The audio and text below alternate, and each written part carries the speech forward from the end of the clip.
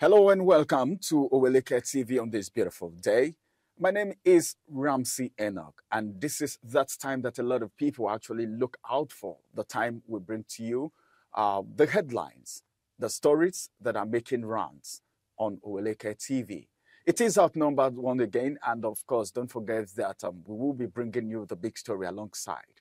And I don't do this alone. Of course, it's always Ramsey, Mike, and Rachel. Good morning, Michael and Rachel. Good morning. Good morning, Ramsey. Good morning, Michael. Good morning, Rachel. All right, let's quickly take you through the headlines that we have for today. We'll pick as many papers as possible so that you can do the rest on your own as you just visit your vendors to do that. The first paper that we have today is the Daily Trust newspaper, where we have this big story saying, identify root cause of Plateau killings, asks for lasting peace. All right, this is one of the big stories, and we have some riders to that story. The first rider said, NBA decries intelligence failure, ask Tinubu to prioritize security. Since yesterday we've been hearing about security, prioritize something important and stop telling us stories and promises that wouldn't hold water. Then another writer to that story says, Pandev, Afenifere Ohanese, MBF seek end to killings in the north. Well, this is just one among so many. Then another writer to that story says 19 vigilantes, several bandits killed in Kaduna, while 12 were gunned down as Boko Haram attacks Chibok. That is, you can find from the papers. Then I still have the second headline here, which says 37 billion naira fraud. Ex-minister Sadia faces EFCC. When is it happening? Today. All right. It's so amazing. I think we may be talking more about that much later, because sometimes it amazes me how these people are able to do it. Well, they said what men can do, women can do better. Maybe this is one of those. Well, let's move on to the next headline, which says Kano governor denies exchanging blows, sacking SSG. Well, and that's the much I will be taking this morning from the Daily Trust newspaper. You can just move to where the vendors are and pick up copies so that you can peruse through it for more details. Yes, over to you, Michael, for the next paper. Okay, thank you, Ramson. Of course, viewers. We're still on the newspaper review, and I'm taking the next paper, which is the Nation newspaper. The big story on the Nation newspaper this morning has it 17 billion naira cash. EFCC detains social investment scheme coordinator as the NSIPA CEO suspended over suspicious movement of cash. Ex-Humanitarian Affairs Minister for interrogation today. Of course, this news came in yesterday, and of course, we're saying that they are being tried. Of course, the coordinator have been found wanting and running helter-skelter with the EFCC. So we just, of course, we'll take that story shortly after this part of the program. Government withdraws recognition for Benin Republic Togo varsities. You can find that on page 26 of the Nation newspaper. Of course, also on the Nation newspaper this morning, it says the budget of 63 governors' own enterprises made public as civil society, citizens' rights advocate in all actions. You can find that on page 5 of the Nation newspaper this morning. And of course, on the Plateau, governor lifts Plateau killings victims with 100 million naira donation. And that is coming from the North Central governors shortly yesterday by donating about 100 million naira to the victims of families of the Plateau killings. That's the much I can take on the Nation newspaper. Over to you, Rachel. Okay, thank you, Michael. On the Guardian newspaper this morning, on page 6 of the Guardian newspaper says, despite 20 million out of school children, 29 states failed to access 68 billion naira universal basic education fund. That's on page 6 of the Guardian newspaper. Still on the Guardian, confusion as telecoms alert subscribers to NIN SIM link irregularities. You can find that on page 15 of the Guardian newspaper. End Plateau killings now, not central governors, Mark tells federal government. That's on page 6 of the Guardian newspaper.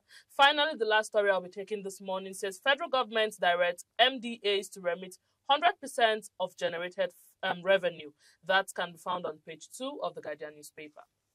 All right, thank you very much, Rachel, for that. Well, I am itchy. I want to go to the big story just very fast. So let me just take one more paper as we move to the big story after the break. Then this one is coming from the Punch newspaper.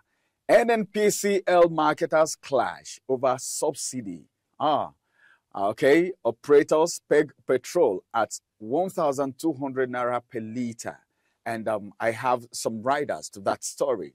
The first rider to that story says marketers oppose federal government on subsidy. Then NNPCL says fuel importation cost now fully recovered.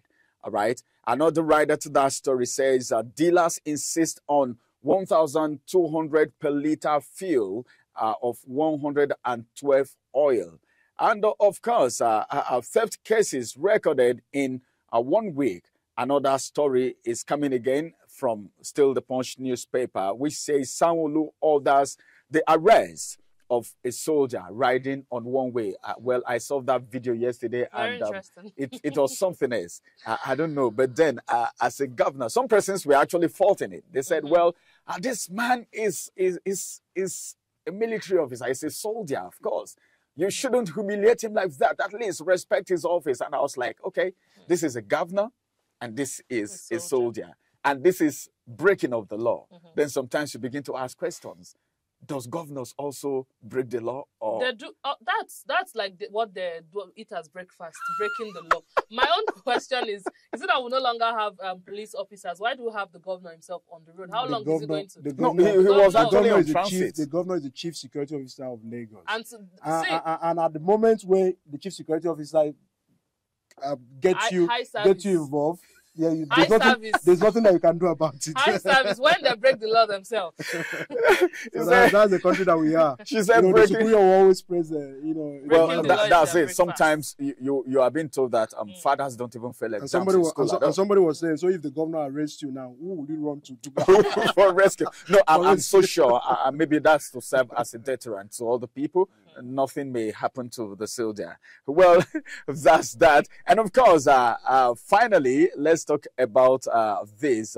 All right, talks ongoing for Kano's release. You remember Nnamdi Kano has been in custody, and they say talks is on for his release. Let's actually look out for how all of that is going to go. You can just walk to the paper stand and pick any of these papers that actually catches your fancy and go through it. We are going on a quick break. After this break, we'll return back again, and we will bring you the big story. And remember, on Outnumbered, when we tell you it's a big story, it is really big.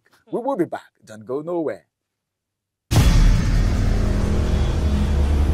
Follow us on our social media handles at Oweleketv.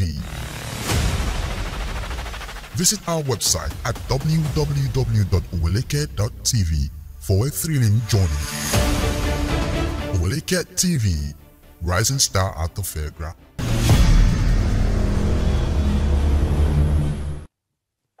It is good to have you back. It is still Outnumbered on Oweleketv with Ramsey, Rachel, and Michael.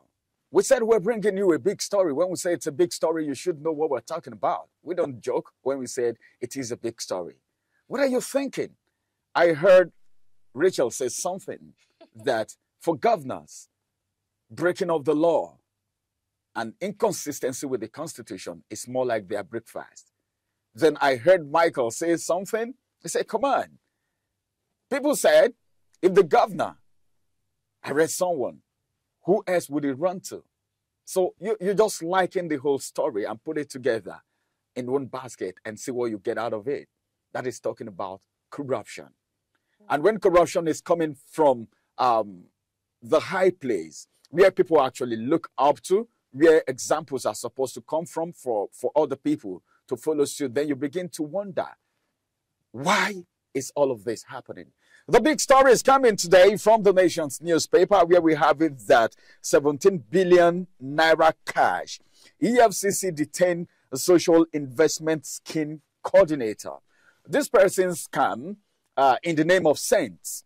But few, just should I say, is it even up to months, or should I say few months or a few years into office, they become something else?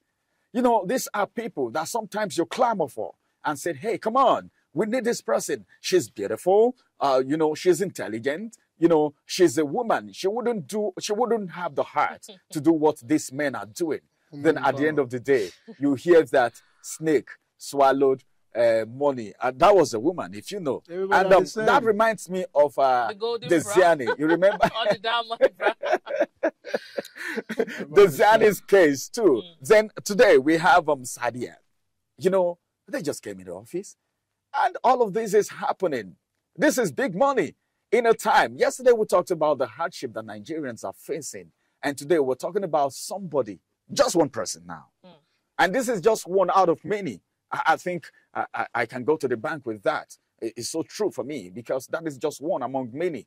This has been known. But then, it is not just knowing. It is not just writing on papers. It's beyond that. What action is the federal government going to take?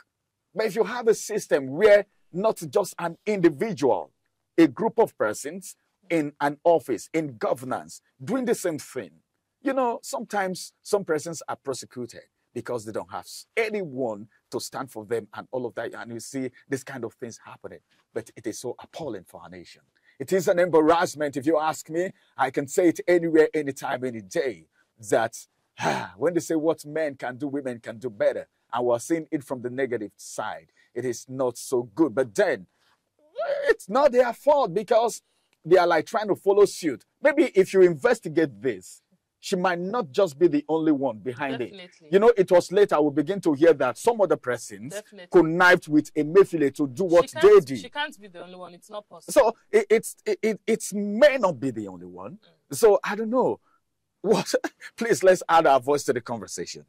Let's add our voice to the conversation. You know, talking about this woman who did this thing, and you're saying what a man can do, a woman can do better. To begin with, something you should know is that women are strong-willed. They have they're strong-hearted. And when a woman wants to do something, when she ventures into she go do pass man. She will do it, in fact, do it, and you that is the man, you'll be surprised at the length she can go. And so, yes, what a woman can do, what a man can do, a woman can do better. But we do it we go for extra miles. You were talking about Emefiele. It's just normal, and it's a known fact that she's not the only one who has done this thing. Probably. And yes, it's not even probably. She's not the only person. And I was surprised to see that she got into this office just 2 months ago. 2 months? Yes, 2 months ago. I'm shocked. And all of this is coming into play. So she's not the only person. And you know something we Nigerians, we need to understand. Now we talk about our government every day. We're bitter about how the government is treating Nigerians. We're bitter about how everything is going, how we have so many millions of naira budgeted for animals in the villa and all of that. And as Nigerians, the truth is, young Nigerians right now, youths, young people, the mindset they have is the day we go enter that office, waiting I go pack, the money I go steal. That's just the mindset of Nigerians right now, most Nigerians, because people are like, oh, after all this maltreatment, after all these sufferings and everything, so if me I can't enter office, then I won't go do sense. Because the truth is, if we want to go by the salary a government worker is supposed to earn, they shouldn't have golden brass everywhere. They shouldn't have all of these things. If we are to go by the salary they are earning, they shouldn't have all of these things, even the president. But you see, a governor, a president, once they get into office, in fact, that week that they get into office, they only come and give speech that, oh, okay, we're going to do this, we're going to do that, we're going to do this. But their own, what they are planning on their own. And then when they are finally done and their tenure is over, the things these people, the things they have, you'll be shocked at what government officials in this country have, both inside and outside the country. And you mentioned something, you said, amongst all of this persons, only we're just hearing this person stole 17 billion naira, this person stole this amount. How about the ones we do not know? The question is now, we've heard about this woman's own. What is the government going to do about it? I think that's a big question. And we were saying something behind camera.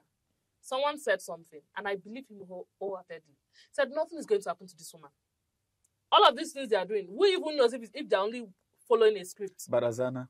Yes, they're only following a script. Do it like this, do it like this. But if a Nigerian steals a bunch of banana and police arrest him, it's going to jail. That person is gone. It's going to jail. You see the way they will handle this thing.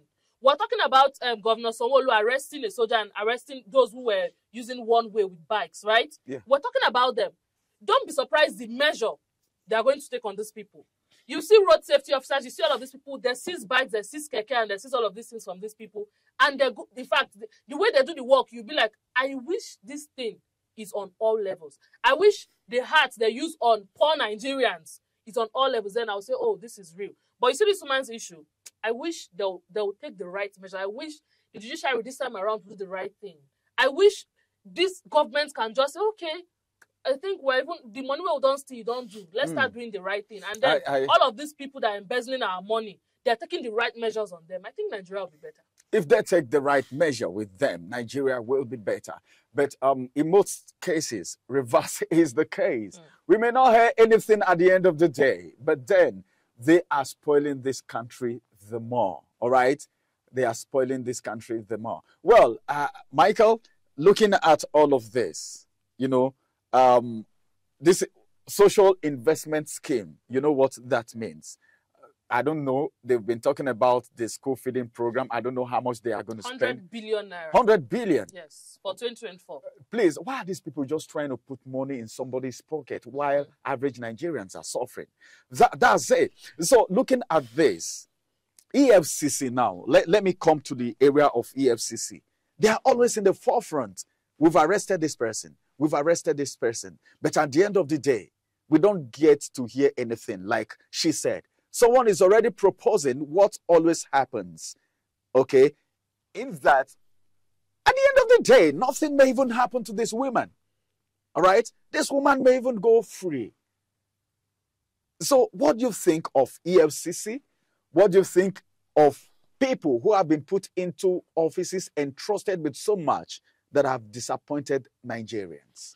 Yeah, I think what we're facing and will continue to face, and the story will not be new to us, you know, is because of the system. You know, Ramson, I said earlier, I've always said that if we don't fix the system, then we'll always have all of these issues.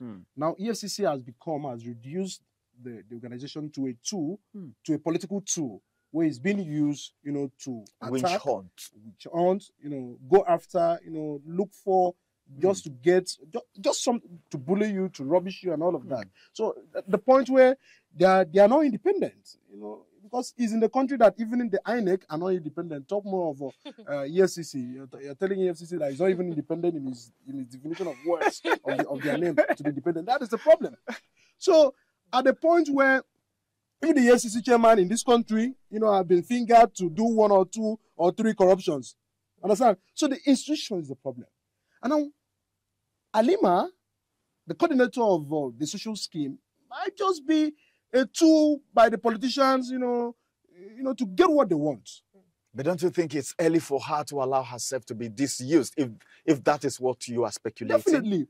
You know, the money that they said has not gotten the approval of the president. Are you telling me that people in Aso Rock are not involved in this case? Are you telling me people in the humanitarian ministry are not involved in this case? There are processes to all of this. So at the point where the system is being, they have the bureaucracy, you know, things that someone can go away even without that, it's not a problem. So at the point we should call on, you know, government to see how they can actually fix our system so that things can begin to be transparent. We want to withdraw 17 billion. What for? What statistics? What survey have we done? The 100 billion that are talking of a school feeding program. Do we have the statistics to know the vulnerable children that need this food? It will surprise you, sir, that the different coordinators of local government handling this program goes back with millions.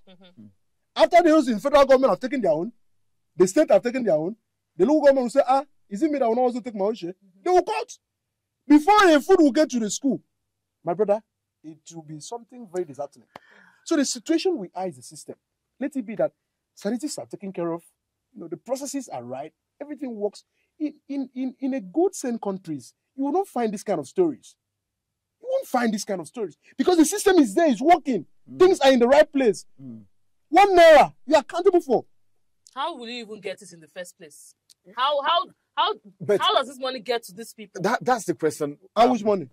This money we're talking about. This big money. How do they even have access to it that they just get it so easily? They easily We're not talking about small money. We're talking about are we not in a country? Are we not in a country? Accounts. Are we not in a country that the former CBN governor, got approval, to bring out some billions and trillions outside the country. Outside the country. Somebody will be in Aston Rock, just because he's privileged to work with the president, carry the letterhead of the president and sign and give to the attorney, the auditor general, whoever is in charge of payment, whatever transaction to be done.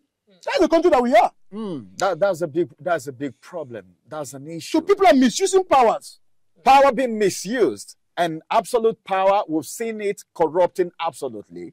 And this is not how it is supposed to be. Then, while you were talking about the school feeding program, it actually, I recalled when we were called at a particular point in time, some media houses were called, and I was privileged to attend one of the meetings back then. And they were doing assessment of how this feeding has been going on, not knowing that some journalists have actually gone on the ground to know how this food is being prepared and all of that. Then a journalist stood up and said, well, if you taste that food, some animals may not want to eat it. Is this still this but we still have school program we heard about food poisoning? Food poisoning. In a state, yes. In a state. This school feeding program. So I don't know what has been put in place. I think the minister has been talking about it. She has been talking about it, Edu, and we just wait for what will happen at the end of the day. You've heard so much, and this is where we'll be bringing it to a close, because if we want to talk about this, we'll keep talking about it. Time is not our friend right now, but then you can just go to the comment section, bring your reaction to the board, bring it on board. Let's talk about it. All right. This is the march we're taking this morning. We'll return again with another big story, and that's going to be tomorrow morning. My name is Ramsey, and I have Rachel and Michael right here. Have a beautiful day, and we want to say bye-bye for now.